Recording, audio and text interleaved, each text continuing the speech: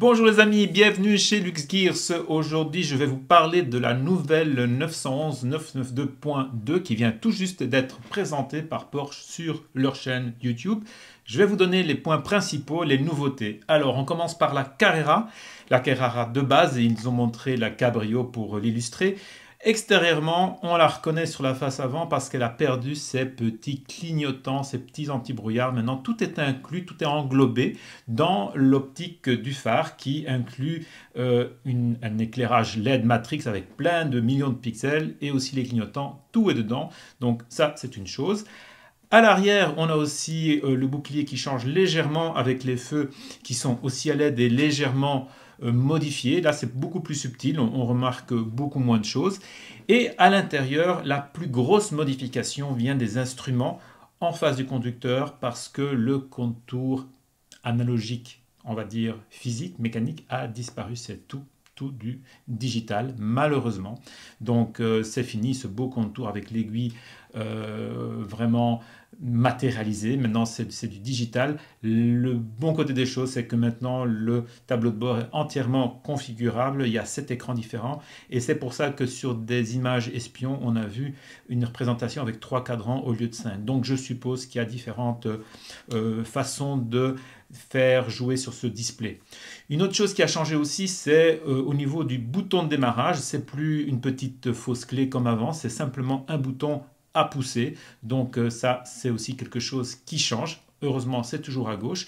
Et en parlant de boutons, au niveau du volant, on a sur tous les modèles, plus uniquement sur les modèles sportifs, le bouton de changement de mode, donc en bas à droite, qui permet de passer d'un mode à l'autre de façon assez rapide et qui est très pratique. Alors au niveau des puissances, on parle de quoi? Je regarde ma fiche.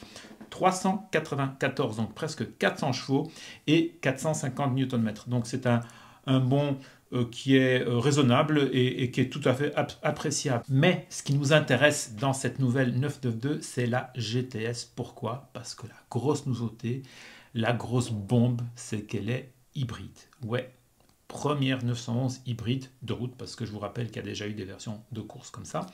Alors, je vous rassure, ce n'est pas une plug-in, donc c'est une HEV hybride auto-rechargeable qui n'est donc pas beaucoup plus lourde que la version non plug-in, mais ça on va y revenir plus tard dans les specs. Alors, qu'est-ce qu'elle a de spécial au niveau de l'hybridation cette 911? Eh bien, elle a bien entendu un moteur électrique qui est logé dans le carter de la boîte de vitesse. Elle a une batterie d'assez grosse capacité, mais quand même compacte, qui est logée à l'avant, au niveau, on va dire, de la base du pare-brise, juste derrière le train avant. Mais la grosse nouveauté que Porsche apporte ici, c'est qu'il s'inspire de la compétition en utilisant non plus 2, mais un turbocompresseur électrique. Et ce turbocompresseur électrique, il a 2 fonctions.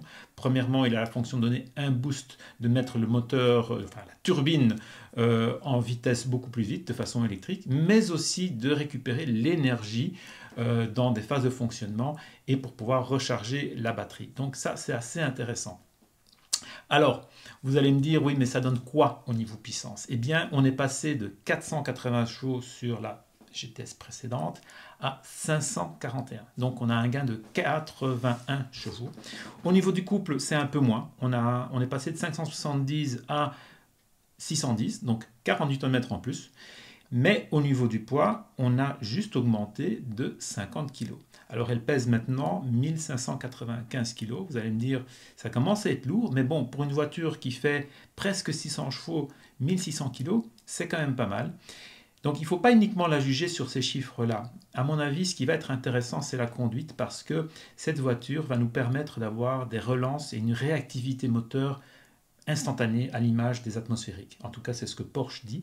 Et c'est ce que moi j'ai expérimenté sur d'autres voitures hybrides, beaucoup moins puissantes, mais c'est ça l'avantage. Donc moi ce que je veux faire, je vais vous donner rendez-vous prochainement, en espérant bientôt être au volant de cette nouvelle Carrera GTS hybride pour vous donner mes impressions et vous dire si elle en vaut vraiment le coup.